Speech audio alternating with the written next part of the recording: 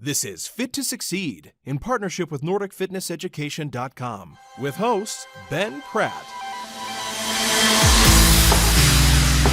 Hey, at least when we're standing or squatting or doing exercise, we can at least have you get into the best foot structure you can, even if you've blown out some of the ligamentous structures. The fascia will come back online. We can retrain that, right? We can definitely have foot strength. Welcome to another episode of the Fit to Succeed show. Today we are going to take a slightly different slant on things compared to our normal shows, and we're going to be looking a lot at human movement, corrective exercise, and mobility. We have here on the show Dr. Kelly Starrett. Dr. Starrett, thanks for joining us. Super pleasure. Great stuff, great stuff. Now, just to give you a bit of background, Dr. Starrett is a qualified physical therapist. He's a coach, particularly in the world of CrossFit, an author, a speaker, and along with his wife, Juliet, they run the business called The Ready State in California. Kelly is perhaps best known as the author of the book Becoming a Supple Leopard, but he has since gone on to write a series of other books such as Ready to Run, Deskbound, and Waterman 2.0. So let's jump straight in there, Kelly, if that's all right with you. I wondered if you could just give us a little bit of background here. If you had 1 minute to offer an elevator pitch, can you explain what it means to be in the ready state and why fitness professionals should be engaging in mobility and corrective work prior to exercise? Well, those are really two questions. So the first thing we have to look at is, who are we as human being animals, right? Mm-hmm. And if we look at the very complex fabric that is your environment, sleep, stress, nutrition, your ability to move effortlessly, occupy a role in society, engage in a physical practice that will set you up to be 100 years old, what does that look like? And more importantly, what are the things that we can control today? So how do we optimize or at least control for, hey, I moved a little bit more, I controlled my sleep, I had better tissue quality. The heart of our message has been that people need to be able to fix themselves or take a crack at fixing themselves. Right? We're so sophisticated in the ways that we train and how we move. And at some point we have to say, hey, look, you can't do what a human being is supposed to do. And that's costing you your ability to get up and down off the ground effortlessly, to have shoulder pain when you swim, right? You're losing VO2 capacity. So where is the conversation around restoration of mechanics, restoration of potential? And it turns out what we've been doing is saying, train harder, do these exercises, but train harder. And no one has ever sort of kept their eye on movement vital signs, or what at least are movement minimums. The second part of your question is, why are we separating out positional quality and normative range of motion from the training experience? And what we've done for a long time is said, hey, if you have pain, that's a medical problem. And it is clearly not. If you can't occupy a role in society, you've got a clear tissue trauma or red flags because there's pathology, go see a medical professional. But if you talk to children, they'll talk about their knee pain and heel pain. They'll talk about their back pain.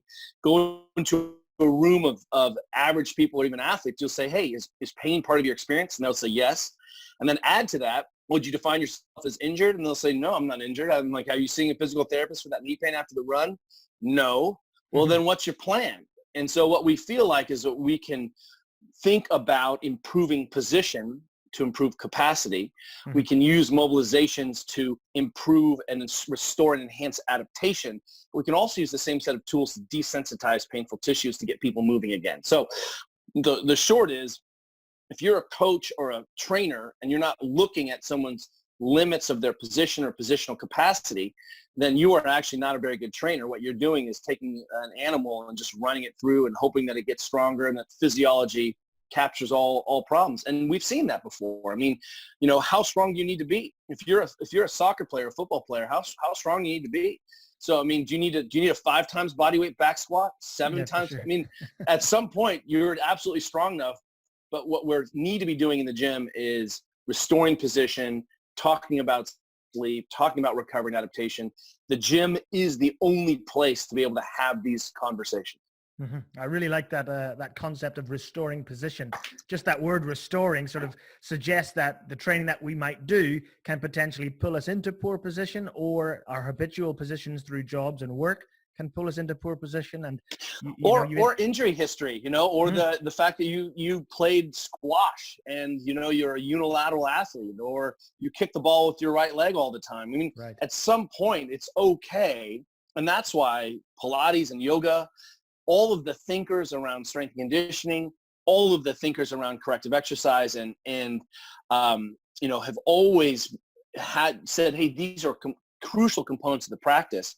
But what we've done is we've separated out that positional quality, and as long as you went 1 kilo heavier or you went 1 second faster, we thought that was success. And what we know is that is not the best success. Now, in terms of the work that you do, would you put yourself under a preventative type of work where you're trying to help people move well in order to prevent injury? Or because typically physical therapists might deal with people who are already injured and then come to see them. Where would you place yourself? Well, I think that's a great question, and it really is an existential question for us all. Where should we put ourselves on the continuum? So preventing injury, I almost don't know if I can say that, right? Well, did you step in a hole on the pitch? Tell me about your genetics. What's your previous injury history like, right? There's too many things we can control for. What we can control for is tissue health and tissue quality, loading and tolerance. We can control for capacity. So are you able to maintain your position when your heart rate is high? Are you able to maintain your position when you're under some metabolic duress? Are you able to maintain your position when it's fast and heavy? Are you able to maintain your position when we're competing, right? That sounds like a really good recipe. And what we say then is, well, prevention of what? Being slow? Prevention of what? Being weak? Why do we train in the first place? And certainly not, having no pain is a very low bar. That is a low bar. If we just walked around and said, don't be in any pain, and we would never achieve anything as a human being. For sure. So what we can say is, we choose these shapes because they transfer to performance and to wattage and power more effectively, right? They're normative. Like, how much range of motion should your ankle have? How much range of motion should your hip have? Well, we have clear values on those things, and you don't even have to have those to be effective, but you better be able to identify when you don't have enough and you start moving around a problem. So we just see, sometimes, look, being a human being is a skilled intervention. It is skilled. If we weren't skilled, we would just make babies in 3 months. They would stand up and they would learn as we went, right? But that's not what happens. Babies stay in the womb for almost, 10 months. And then what we're seeing is, we do a lot of learning as human beings. So all the wiring is there, but we are a skilled-based animal. And what I can say is, why did we strip the skill out of movement? And so what we're always doing is looking to refine and to follow the breadcrumbs of physiology, and where the physiology rhymes with the technique, a skill that's been taught down through, if you go in and watch the best skate skiers, or you watch the best Olympic lifters, those techniques are universal in the expression of the physiology. There's no dissonance between what we think is the best way to move so that you're robust and the best way to handle the largest loads. What we've done in physical therapy is not looked at our movement traditions. In fact, it was like a completely separate parallel universe.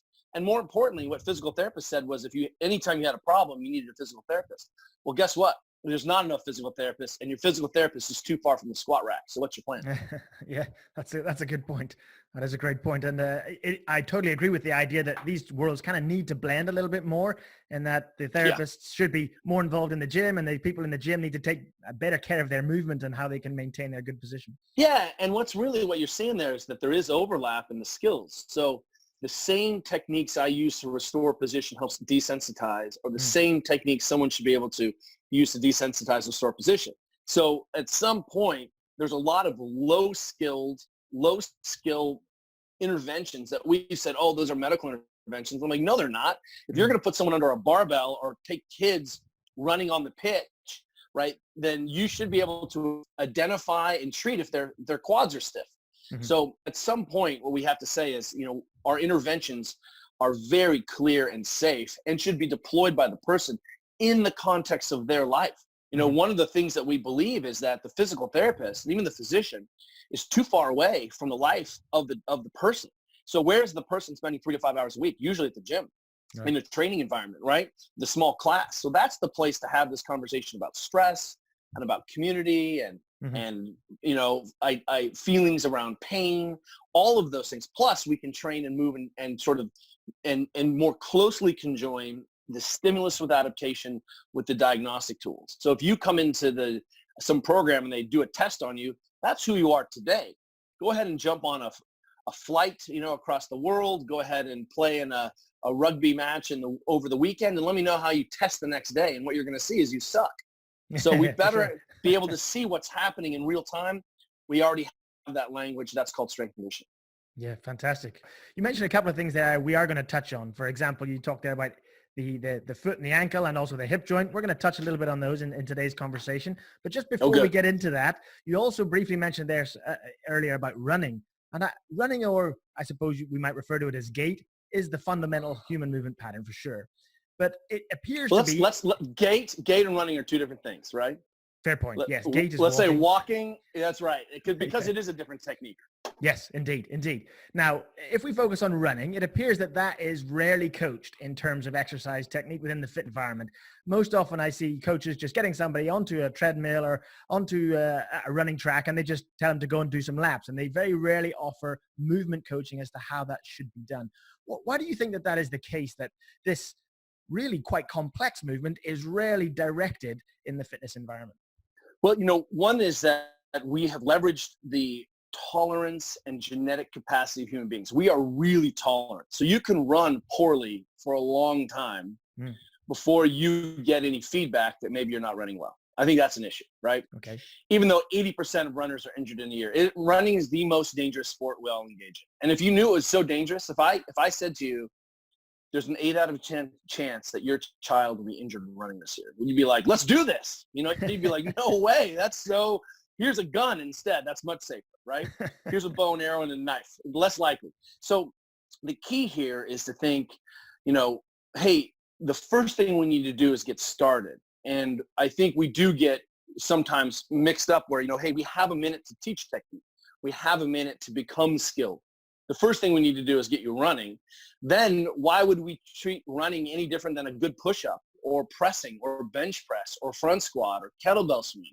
Mm-hmm. It's just like we can begin the conversation about kettlebell swings, but we're going to continue to refine your technique over the course of training. So do you have to be perfect with a kettlebell before I hand you a kettlebell? No, that's ridiculous. We're going to start swinging, and then I'm going to teach you. But what we have the opportunity to do is constrain the environment so that we get better running. So for example, if you take people's shoes off, every run runs very much the same way, automatically. Yeah, so, and if you're like, that's really dangerous, I'm like, we're going to go play soccer on the beach barefoot. And is that still dangerous, right? Yeah. Hey, we're going to go throw the Frisbee in the grass. Is that still dangerous? So it's not dangerous. What you're seeing is that we have really poorly prepared feet. So, okay, you can't always be barefoot. But running on a treadmill, for example, we can add in what the best coaches on the planet are saying is actually running technique, and that's constraining the tempo. So if you're running above 90, you're actually running. And what you'll see is that people run well usually are striking below 90 kind of strikes per minute on a single leg. What you'll see is that children all run above 90 and plus. They all the time. And that's because that 90 above, and Kipchoge ran what? His marathon at like 96. So right. We're talking strides per minute. What you'll see is that yes, on the right leg. And what you'll see is that at that cadence, what we're doing is we're capturing springiness. We're tapping into the fascial systems. We're able to store energy. And so what we have to do is just say, well, what are the universalities of all the ways children run? They all they land on the ball of their foot. No child heel strikes. They all run above 90. Then you say, well, what are the best techniques in the world? And then you say, well, how do I constrain an environment so that I automatically don't have the choice to run poorly? Mm-hmm. And what you'll see is that as soon as you up someone's cadence, it's really hard to heel strike. But then what you're seeing is suddenly you have this great diagnostic tool. Boy, you cannot extend your hip. Mm-hmm. I wonder if that's going to affect your ability to have terminal stance in your running gait. Turns out it is, right? So what you're seeing is if you don't understand what you're seeing when someone's running, if you were working with a personal trainer and you saw someone bench and their elbow flared, right? They just did a crazy chicken wing, right? Bench. You'd be like, that's terrible technique, right? Everyone knows that that's not good technique. You don't flare when you bench press, right? Should you be rounding your back like a rainbow when you deadlift? No, it's not the best technique. I don't know if you're going to get injured now, but it's not about safety. It's about poor technique.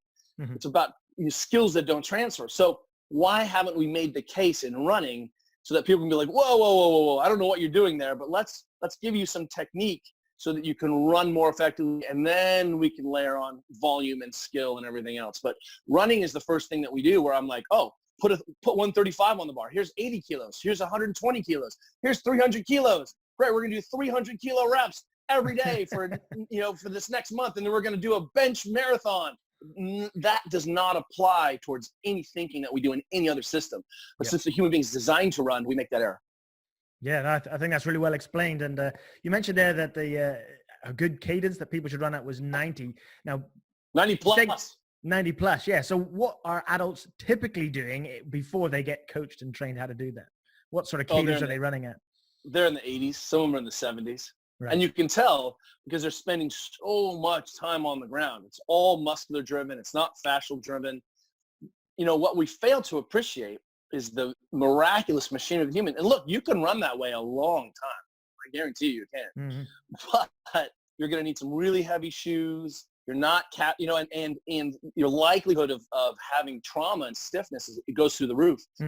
So what we see is, if we look at the bioevolutionary human being, right, that Achilles, that heel cord can return 80% of its stored energy. 80%. That means running at 8 miles, like an 8-minute mile or 12-minute mile costs roughly the same amount of energy. That's how efficient we are in terms of this easy running. And when you start adding in breathing on top of that, we put skill, what you see is that running actually becomes enjoyable.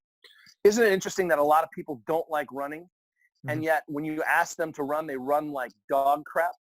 And what you see is, it's almost like they're getting feedback that, hey, this technique doesn't feel very good. There's not enjoyableness here.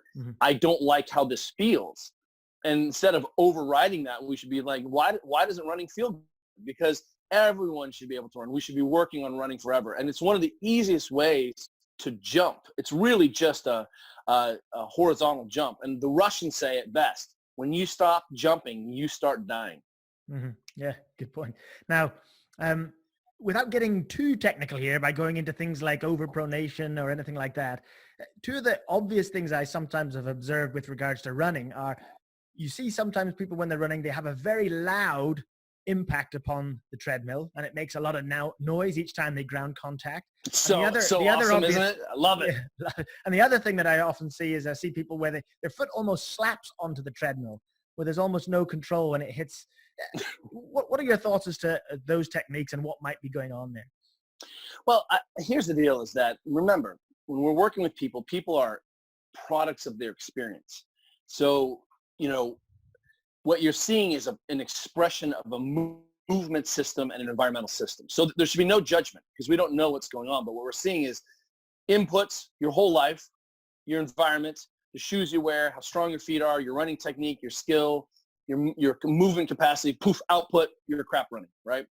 So what you'll see is, for example, the shoes that we all wear is a good example, is that, we know unequivocally that the more padding you have in the shoe, the longer it takes your body to create stability, and the harder the ground reaction force is through the system. And so what you strike the ground through a really soft shoe, you're actually looking for that input to create stiffness and springiness. You're looking for that fascial input. And so what you'll see is that people are striking the ground hard, and the shoe lets them get away with that. As soon as you take someone's shoe off and you're like, go ahead with your technique again, you'll see that their technique radically changes, because if you slam your foot into the ground or slap your foot onto the treadmill, you're going to be like, oh, that doesn't feel good, and you'll immediately self-correct. Look at is, I'm not advocating for barefoot running. What I'm advocating for is that a stable technique. So if I hand you a square or an orange or an apple or a ball, right, or a stick or a rock, your technique is roughly the same. Why does your running technique change when you put shoes on? That's like, no. I lift like this when I wear a weight belt. I don't lift like this when I don't wear a weight belt, right? We say a weight belt just reinforces your good technique. A shoe should allow your technique to flourish. But if you're seeing gigantic deviations in that, what we can do is try to get people to feel, but you're saying you can't even see what's going on in the foot. So, that person's pronating, but the shoe is driving them into pronation. They're heel striking so that the joint capsule doesn't even have a chance to get stiff. They're overstriding so the foot is on the ground forever and ever. You'll see that when we up the cadence, remove some of the cushioning initially to work on technique, you'll see that a lot of these corrections, go away, and we don't even have to teach them because we've constrained the environment. So what you're seeing is that slappiness on the thing. What I'm like is oh, you just need another pillow on your shoe so you slap less hard, right? Yeah. You just need a cushier treadmill. That is crazy. It's crazy. And more importantly, does that technique carry outside? I mean, the reason we train in the gym, theoretically, is not just that we have healthier hearts. It's so that we can go out into the world and express movement. I mean, training was for something. Training wasn't just for physiology. So at some point, we have to be clear, hey, I see you're running on the treadmill. Let's go run outside. Oh, you stopped slapping the ground and you stopped crushing your feet in that slappy way. And it turns out the treadmill is also making things worse. I like the way that you have talked about trying to utilize the environment to then help people naturally want to adjust their technique rather than potentially maybe spending hours and hours on a treadmill trying to coach someone to move in a way that doesn't feel normal to them. By adapting shoes to something minimalist or going barefoot, immediately you feel the need to want to change. We do a drill. I teach with a high school, and we have a whole bunch of high school freshmen and sophomores. And they local high school, I go up and we do a section on running every year. And I have the kids, they've read Born to Run, they've read our book. They're really into the running mechanics, the biomechanics. And I have them do a whole bunch of work barefoot, right? And we just squat and we feel and we're aware of our pressure and we do a little jumping. And I say, okay, put your shoes back on and get the same feeling. And the kids are like, whoa, I can't feel the ground. Oh, my feet, I'm on my heels, my toes, And so what we say is stand, reference, barefoot, squat, put your shoes on, it should feel the same, right? What we're trying to do is not disrupt the incredible foot structure with the shoe. So, what's happening is, when we simplify so that people can feel what's going on, we got to move away from always having these external cues because it just doesn't hold up, right? You've got to feel what's going on and be able to self-correct. We expect you're going to make errors. In fact, that's the point of the gym. We're going to make it heavy and hard and fast enough where your technique is going to break down, which is another phrase for I'm beginning to make errors. But if, as a coach, I have to stop you when you stop making errors, then I have failed you as a coach because you can identify when you're making errors, right? I want you to be able to identify, I've made some errors, and now I'm going to stop, or I'm going to self-correct, or I'm going to readjust my position and technique, and then start again, right? That's what we're trying to do. I'm trying to make it so difficult and so hot and so gnarly that I'm going to pull you out of your perfect technique so that you're at the limits of your skill. And then what we haven't done, though, with running, for example, is said, well, hey, I see that your running is crap now. You've been running minutes at high speed. Let's slow down and reclaim your good technique and then challenge that technique with either volume or speed or load, et cetera, right? We can apply all the things we know about training to running. Yeah, excellent. Now, you've mentioned there a couple of times, Kelly, about the foot and the ankle, and we've kind of toyed around with terms like pronation. Let's actually get into that a little bit if we can. Now, in your experience, with regards to foot and ankle problems, is overpronation the most common fault that you come across? And if it is, could you describe the problem? Yeah, well, how about this? So let's look at, if I ask everyone to stand up and just show me what your feet look like, we don't even have a good reference position for that foot shape. So what we're seeing is unequivocally that people have very weak feet, and they've learned to move in an environment that did not penalize them for poor foot shape. Does that make sense? Right. Okay. So if you go into any indigenous people, and usually where there's a lot more barefootedness, you will see gorgeous feet, beautiful arches, no bunions, ankles squarely in the middle of their foot when they stand, right? The foot looks great. Go to where people wear flip-flops and are clenching and creating an artificial environment. Their feet are collapsed. The Hawaiians call it island feet, like slipper feet, right? Big what flat you'll feet. see is that's big flat feet. So what we haven't even told people is, hey, by the way, we rarely see children who are barefoot have foot problems. So it's almost like we evolved to have like this foot be able to feel the ground, and we try to disrupt that as little as possible. I mean, fashion aside, high heels aside. And so ultimately, when we begin talking about the problems, the first thing that we do in our movement sort of reconstruction phase is that we move more effectively. We teach people to feel and have some reference positions. So instead of saying, we're going to give you a bunch of foot exercises to strengthen your feet, this is what your feet should be doing when you swing kettlebells, when you step up on a box, right? This is what your feet should be doing when you squat down or when you lunge. All the fundamentals is a great place to teach this. Mm-hmm. It's not an accident, for example, that I put jump roping into every one of my classes every single day. It's not jump roping for cardio. It's because you cannot escape me making you have strong, springy feet. And we do single leg jumping. We do double leg jumping. We don't just do double unders. In fact, I never do double unders. All I'm interested in is, hey, this is 5 or 7 minutes of skilled foot strengthening and springiness. And what you're seeing is we have really, really unprepared, very poor shutdown systems. If people walked 15 to 20,000 steps a day, their feet are usually really strong. But what you're seeing is that we have these really, really degraded foot structures, and then we're naming all of the dysfunctions instead of, hey, your pronation or your heels locked, or instead of saying, hey, here's how you can control this in your environment day to day. So it's not just an hour a day, but people go home, again, leave the gym with an understanding what their feet should be doing the rest of the day. Mm-hmm. So alongside that, with regards, you said there you use like jump rope as a means to help strengthen children's feet. What simple tools could people do to strengthen their foot shape and structure to be more prepared? Oh, well, first of all, I didn't say children jump roping. I said adults jump roping. Adults. We jump rope all Okay. the time. That's how we start. And we integrate a lot of breathing practice. It's a good way to wake yourself up because jumping tends to do that, right? We're able to see a lot of issues with people's feet right away and begin to correct them. One of the things that we'd recommend is being barefoot, or at least wear socks in your house as much as possible. When it's appropriate, take your shoes off. Use your shoe as a tool, right? You don't walk around with snowshoes all the time. Mm-hmm. Snowshoes are a tool when the snow's really deep. So let's look at your shoes the same way. Your Olympic lifting shoe, your running shoe, your trainer, right?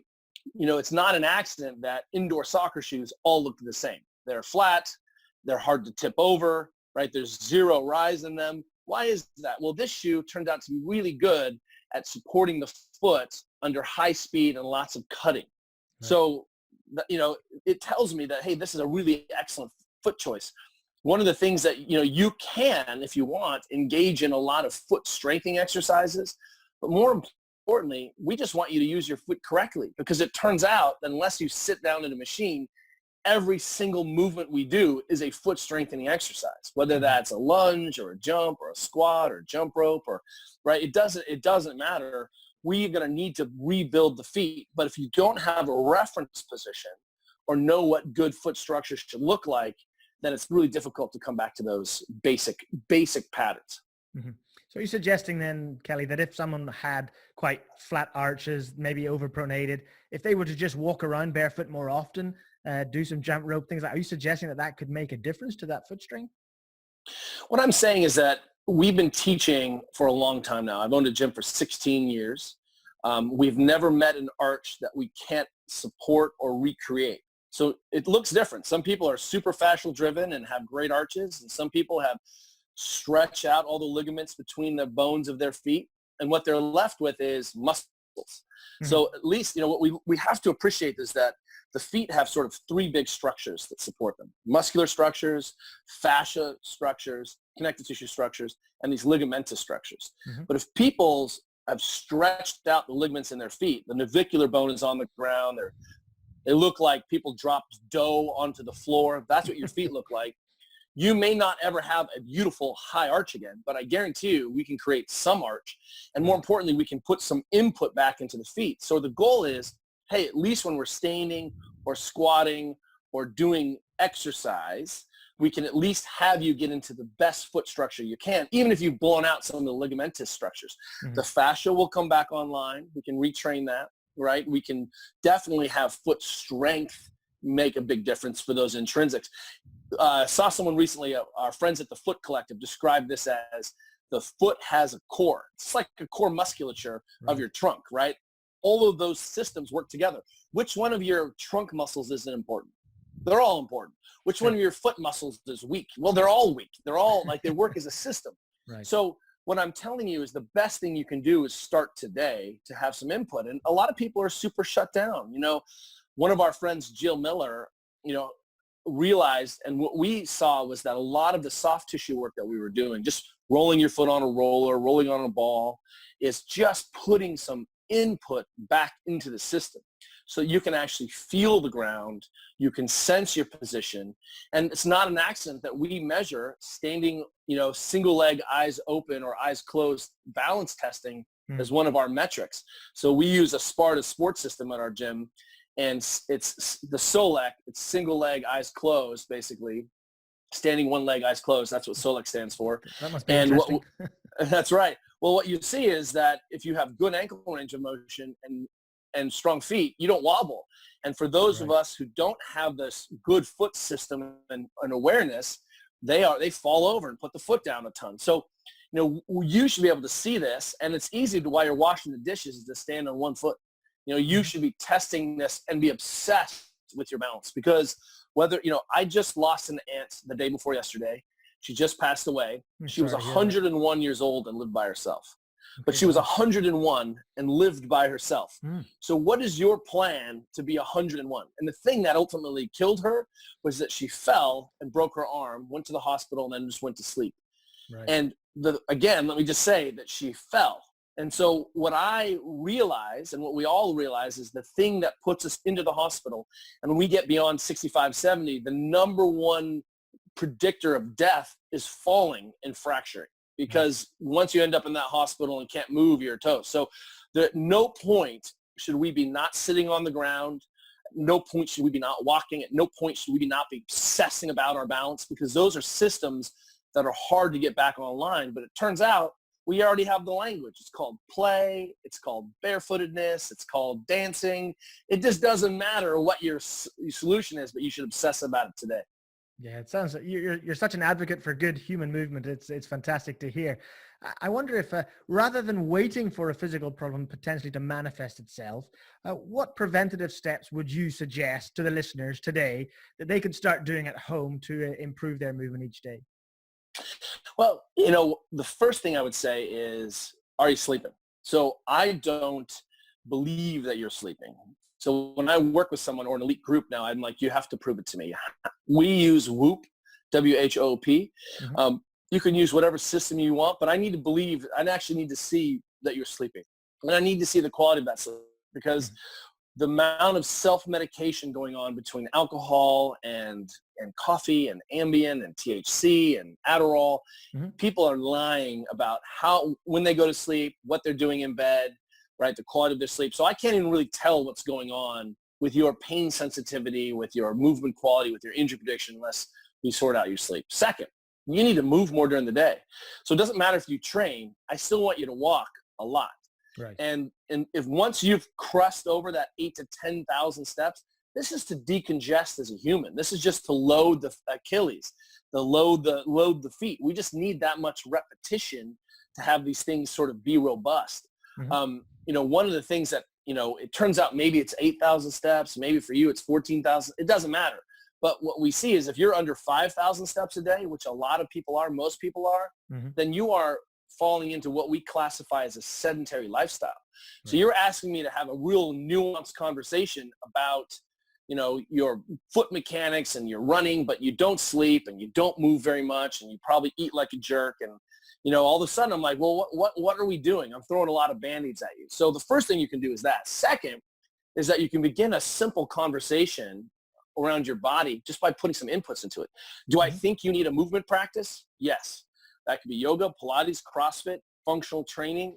It doesn't matter. But if you're not regularly taking your joints to full range and loading them in some of these positions, we're gonna have blind spots that are gonna show up all of a sudden, right? You're gonna go for a run one day and you're gonna wonder why your knees hurt, and I'm gonna tell you it's because you have no dorsiflexion or hip extension. So that was of your own making. So, but if you don't have that, one of the things that you can do is you can begin to just do some simple soft tissue work. So even just doing a little bit of rolling, putting in some isometrics in there with our contract, relax, exploring parts of your body. A lot of times, many of us are very, very stiff, or we carry tension, and 10 minutes of soft tissue input is a way to downregulate. It's a way to fall asleep more effectively. It's a way to desensitize painful structures, right? It's just input. And sometimes people just need some more input into their bodies. So that's where we would start. So you're saying, like, at home, if they were to just buy a foam roller, they could just use that a little bit in morning or evening, do a little bit of stretching or mobilization of joints, just to explore those things, just so they can move better? Yes. The simple things. Yes, that's right. And it doesn't even take much equipment. The internet is full. I think we have 4,000 or 5,000 videos about these topics now. Wow. In our website, The Ready State, we have our archive. What we do is try to really simplify. We're not trying to teach you how to bench press. We have bench press technique in there, but ultimately what we're trying to do is say, here are 3 really key things. How do I downregulate? So we have some maintenance videos that are 10, 20 minutes, and 30 minutes, depending on what you have. But I know you have 10 minutes. We have movement prep and recovery videos that are around movement. Right? Hey, I'm deadlifting is my main movement. How do I get prepared for that? What are my minimum ranges? And then we have some simple pain. Sometimes you're just imperfect, or you made some mistakes, or you overdid it, because we're humans, and you need a plan. But all of those things are all cousins of each other. And so ultimately, when we give people and the power of self-empowerment, we shift the loci of control back to someone feeling better or being able to make themselves feel better, then all of a sudden they connect the dots, and now we have a physical practice. So, a roller at home, and we say put it anywhere. I mean, get a ball, get a lacrosse ball, get a cricket ball, put it on your feet, put it on your quads, lay on the ground. All of that matters. It's just non-threatening input to the body. Yeah, fantastic. Now, we're almost coming up in time, unbelievably. It's been a fantastic conversation, but there is one other thing I just wanted to address, because we've talked so much about movement and the foot and function around the foot. And I know that you run a nonprofit, which is all about trying to get kids out of their desks and into standing desks. Is that correct? Well, it's not standing desks. We're trying to get kids not into these sedentary behaviors at school, but into having more movement choice at school, and having a desk work platform that fits their bodies and gives them choice about movement and fidgeting and perching and sitting on the ground is a good way to solve some of these problems. So what I was going to ask was what's your thoughts then? Because a lot of people feel that it's a great move to go from a seated desk to a standing still desk, because then they're in a better posture. But my thoughts with that are, you're then spending an awful lot of time stood in one position with a lot of load on your feet, and you're probably not moving as much as you might think you are if you're focused on a work-related task at the computer. I mean, what are your thoughts on the standing desk and how that might affect, foot function? Let me ask you this. Are you sitting or are you standing? I'm standing right now. Why? You could be sitting. I could be, yes, indeed. So it turns out that the goal is to get you above this 1.5 metabolic equivalence. So as soon as you stand up or even lean against a stool, right, what we're trying to do is create more movement choice and movement options, right? So standing still is not the answer, right? We have to put a pad underneath your feet that forces you to wobble and balance. But if we give you a place to put your foot, you can lean, you can sit, you can put your leg up, right? What we see is that we've constrained the environment and given you plenty of choices to wiggle and fidget. But in the chair, you don't have many choices. You can slouch or you can do more slouch. And so what we see is, man, it doesn't matter if we're talking about posture. It matters that your whole physiology is shutting down. The goal here, again, is we see that people are like, I'm going to stand. This sounds great. We're like, fantastic. Be cool. Like, let's set your desk up at the right height. Let's give you a bar stool so that you can lean and perch. Right. And then you'll see that you can do this all the time and that you have options. But even with your feet on, well, not even up and down. If it's a bar stool, you can just lean on the bar stool. I'm with you. Right? And you can put your feet on the ground and you're still going to be above 1.5 metabolic equivalents. So what we see is that you can have all of these choices, none of them look like sitting in a seated position, shutting your physiology down. Right. And if you don't think that's a problem, well, we are very, very fat. We are very, very diabetic. Like what we're seeing is maybe it didn't matter if you were moving the rest of your day, but you're not moving the rest of your day. So pull out your phone, look at the number of steps you've taken today. And I guess if it's under 2,000 and you're trying to tell me that you're sitting is good for you, then I'm like, well, sitting is not a posture-related problem. Sitting is a huge sort of function problem. And so one of the things we try to do is people say, hey, look, sit in your slouch chair. It feels so good. And then take a big breath. And you'll see that they're like, I can't. I'm like, okay, get into a position where you can take a big breath. And so they'll sit up. And I'm like, why did you choose that position? Why would you choose a position that gave you better function? So what we see is that it can't just be about position of the spine. It has to be about maintaining the integrity of your capacities, right? Your ability to turn, the ability to keep your pelvic floor function on, the ability to weight bear. So what you're seeing is, for those of us who are athletes, one of the nice things about having a standing-based station, a movement-based work environment, is it allows us to decongest during we might train in the morning or train in the evening, but we can be fidgeting and constantly be circulating versus, you've gotten on an airplane, you get off the airplane and you have cankles, you have swollen ankles. That doesn't seem like a very great thing to do for your tissues. That's what you're doing every day at work. So what the hell are we talking about? Yeah, exactly. So trying to do things that allow the environment to dictate greater amounts of neat, non-exercise activity, that sounds like that's what you're getting at.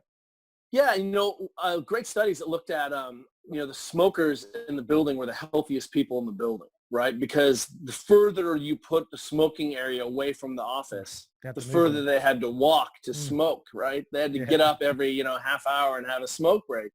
And I think one of the issues is that we are working differently, and what we need to do is appreciate that, hey, our environment, the little window in which we evolved, that sort of environmental sociobiologic window doesn't look like the same anymore. It doesn't. We don't toilet on the ground, we don't sleep on the ground, we don't walk. And so what we're seeing is a real mismatch in our environment. And then what we're doing is chasing a whole bunch of problems. We don't go out in the sun, we don't sleep, right? We don't know how to relax in the evening. And what you're seeing is a whole bunch of symptom-driven, processes when we need to come back to first principles, which is, hey, move as much as you can. Control what you can control. If you have to sit in a board meeting, you're not going to die. That's fine. Sit in your meeting, but then make sure that you take the stairs instead of the elevator, right? Yes. If you have a choice to stand on public transportation, stand. If you can go for a walk in the evening, go for a walk in the evening. So the bottom line is you have thumbs, you can control your environment. That means you can shape your environment too. Yeah, absolutely. Fantastic. Now, you've mentioned quite a few things, I think, in this call about some of your key books, Ready to Run and Deskbound, and I'll definitely link to those in the show notes. I'll also, for the listeners' benefit, I'm going to look up some of those mobility movement videos that you've got on your website. I've seen one or two of them myself, and I'll link them into the show notes to give people some ideas from yourself, Kelly, as to how they can move and help get their joints and body moving in the morning. If people don't have a self-care plan, they don't know how to take care of themselves and do maintenance on themselves, we actually built the website to have a 2-week on-ramp program.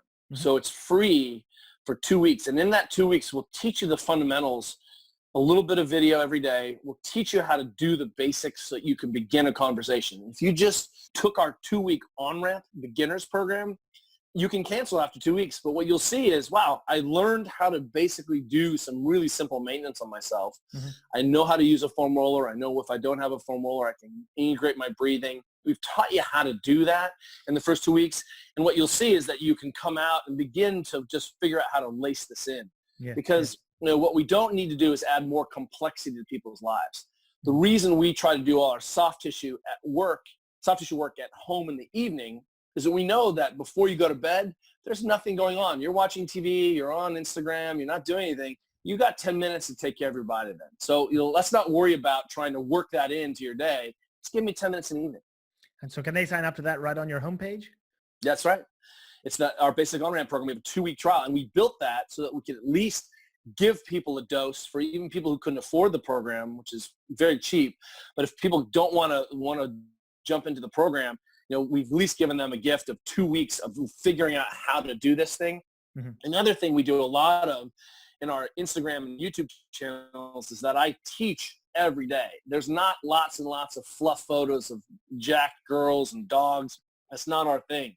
Our thing is it's an education site. So it feels like it can be very complex there, but we are teaching and working with coaches in the highest levels of sports and performance. But if you want to see how we think, go to our Instagram at The Ready State, or how we're talking about integrating movements and position into our practices. Excellent. And we'll definitely link to that in the show notes. Is there any last thing you'd like to make the listeners aware of that's coming up in the horizon for you, Kelly, before we bring this to a close? I'm scheduled to be in Europe in the Perform Better Summit in Germany, in Munich, here in the second week of June. But I just want to tell you that no one's coming for us. There's no institution. It's up to us. It really is. I want everyone to understand that, like, we've got to shift this idea that the medical professional or some fitness or it doesn't have to be complex.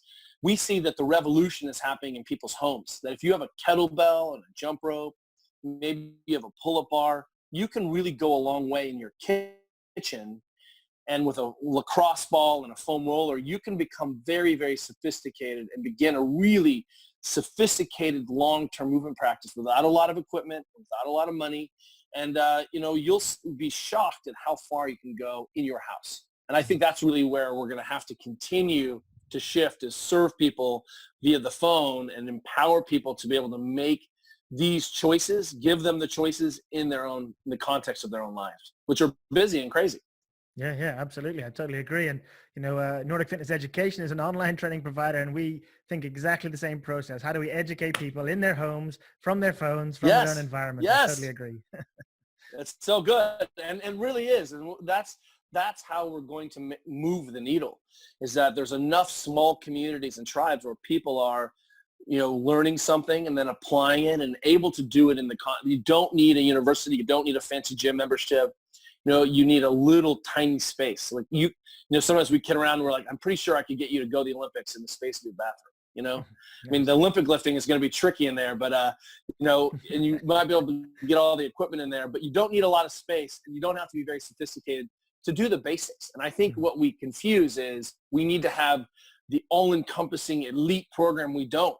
There's times when you can do some of that, and the rest of it you have to be able to, carry a sandbag around your neighborhood. I mean, it's that simple. Excellent. Well, Dr. Kelly Starrett, it has been such a pleasure. We wish you a wonderful day over in California. Thanks very much. If you enjoyed this podcast, please subscribe and share via social media. You can also rate the show on iTunes, Stitcher, or YouTube. If you'd like to know more about us, then check out our range of online courses at www.nordicfitnesseducation.com.